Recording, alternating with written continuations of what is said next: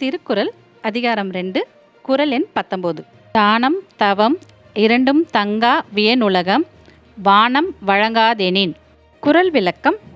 மழை இல்லாவிட்டால் பிறருக்கு செய்யும் தானமும் தவமும் நின்று போகும். மழை பெய்தால்தான் செல்வம் பெருகும், தானம் செய்யவும் இயலும். வெல்கம் டு அன்புடன் சேனல். எல்லோருக்கும் வணக்கம்.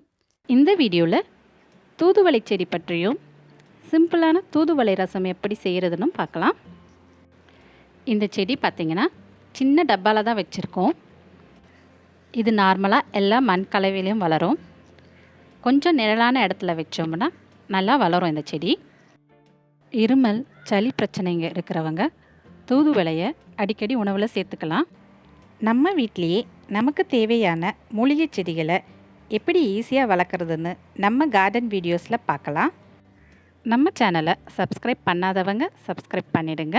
பக்கத்தில் இருக்கிற பெல் ஐக்கானை ப்ரெஸ் பண்ணிட்டீங்கன்னா வீடியோ போடும்போது உங்களுக்கு நோட்டிஃபிகேஷனில் வரும். நம்ம சேனலில் நம்ம சப்ஸ்கிரைபர்ஸ் அவங்களுடைய மாடித்தோட்ட அனுபவங்களையும் அதனால் ஏற்படுற நன்மைகளையும் நம்மக்கிட்ட பகிர்ந்துக்கிறாங்க. வீட்டு தோட்டம் வச்சுருக்கிறவங்க அவங்களுடைய எக்ஸ்பீரியன்ஸை ஷேர் பண்ணிக்கிறதால புதுசாக வீட்டு தோட்டம் வைக்கிறவங்களுக்கும் ஏற்கனவே வீட்டு தோட்டம் வச்சுருக்கிறவங்களுக்கும் யூஸ்ஃபுல்லாக இருக்கும். தூதுவளையுடைய பழம் இதை நம்ம சீட்ஸ் கலெக்ட் பண்ணுறதுக்காக விட்டுருக்கு. இந்த சீட்ஸ் எடுத்து நம்ம புதுசாக செடி போட்டுக்கலாம். தேவைப்படுறவங்களுக்கும் நம்ம சீட்ஸை ஷேர் பண்ணிக்கலாம். ரசம் வைக்கிறதுக்கு கொஞ்சம் தூதுவளை இலைகளை கட் பண்ணிக்கலாம். தூதுவளை செடியில் முள் இருக்கும், பார்த்து கட் பண்ணணும். இலைகள் எல்லாம் நல்லா தண்ணியில் போட்டு கழுவிக்கலாம். இலைகள்லேயும் சின்ன சின்ன முள்ளுகள் இருக்கும். ஒரு சிசர் எடுத்து வச்சு கட் பண்ணி எடுத்துடலாம். 4 பேருக்கு தேவையான ரசம் வைக்கிறதுக்கு 10 இலைகள் இருந்தாலே போதும். ஒரு பாத்திரத்தில் 2 டம்ளர் தண்ணி எடுத்துக்கலாம்.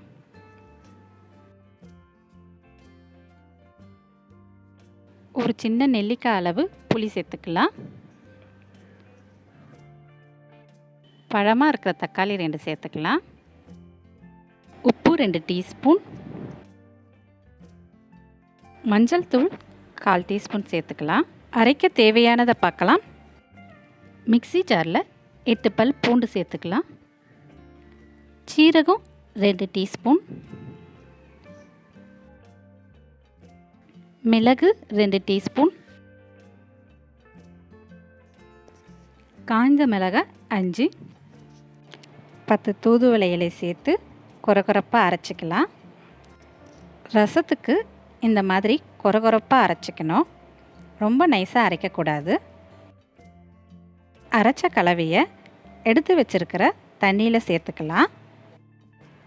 தண்ணியில் போட்டிருக்கிற தக்காளி புளி எல்லாம் சேர்த்து நல்லா கரைச்சிக்கலாம்.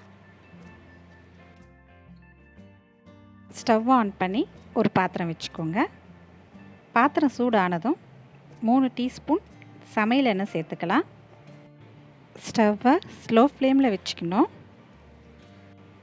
எண்ணெய் காஞ்சதும் கடுகு 1 டீஸ்பூன், வெந்தயம் 1/4 டீஸ்பூன், பெருங்காயத்தூள் 1/2 டீஸ்பூன் சேர்த்துக்கலாம்.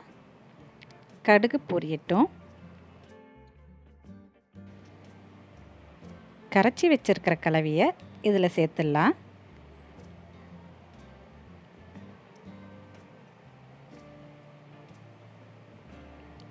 அரை டம்ளர் தண்ணி சேர்த்து கொதிக்க விடலாம். எந்த ரசமாக இருந்தாலும் ரொம்ப கொதிக்க விடக்கூடாது.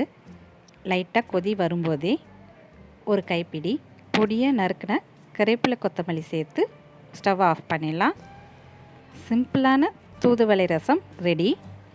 எல்லோரும் வாரத்தில் 2 நாளைக்கு இந்த ரசம் வச்சு சாப்பிட்டோம்னா இருமல் சளி பிரச்சனைகள் இருக்காது. நீங்களும் உங்கள் வீட்டில் ட்ரை பண்ணி பாருங்கள். உங்கள் ஃபீட்பேக் அண்ட் ஐடியாஸை கமெண்ட் செக்ஷனில் சொல்லுங்கள். நம்ம சேனலை லைக் பண்ணுங்கள், ஷேர் பண்ணுங்கள், சப்ஸ்கிரைப் பண்ணுங்கள். மறக்காமல் பெல் ஐக்கானை ப்ரெஸ் பண்ணிடுங்க. வாழ்க வளமுடன், என்றும் அன்புடன்.